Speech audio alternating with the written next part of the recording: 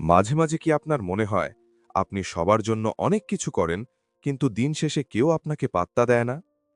আপনি সবাইকে সাহায্য করেন, অথচ আপনার বিপদে কাউকে পাশে পান না।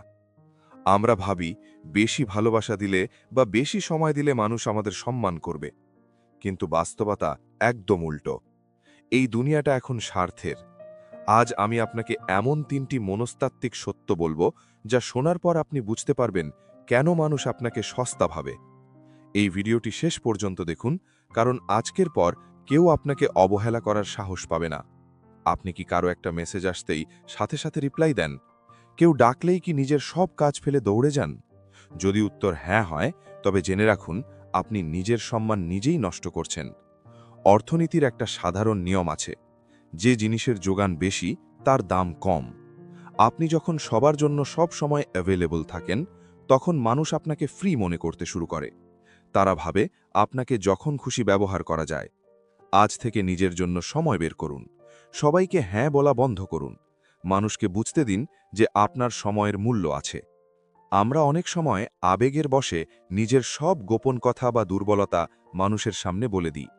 আমরা ভাবি এতে সম্পর্ক গভীর হবে, কিন্তু মনে রাখবেন, মানুষ আপনার দুর্বলতা জানলে সেটাকে অস্ত্র হিসেবে ব্যবহার করবে। যারা সফল এবং সম্মানিত তারা কম কথা বলে এবং বেশি শোনে। অপ্রয়োজনীয় হাসি বা অহেতুক আড্ডা আপনার গুরুত্ব কমিয়ে দেয়। নিজেকে একটু রহস্যময় রাখুন। সবাইকে আপনার জীবনের সব কথা জানার সুযোগ দেবেন না। নিজের প্রতি অবহেলা।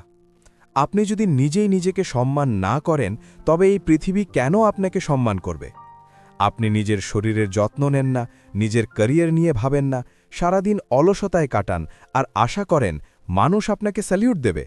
এটা অসম্ভব। মানুষ তাকেই সম্মান করে যার পেছনে একটা সফলতার গল্প থাকে। আজ যারা আপনাকে অবহেলা করছে, তারা আপনার চেহারা দেখে নয়, বরং আপনার পরিস্থিতি দেখে অবহেলা করছে। নিজের ওপর কাজ করুন।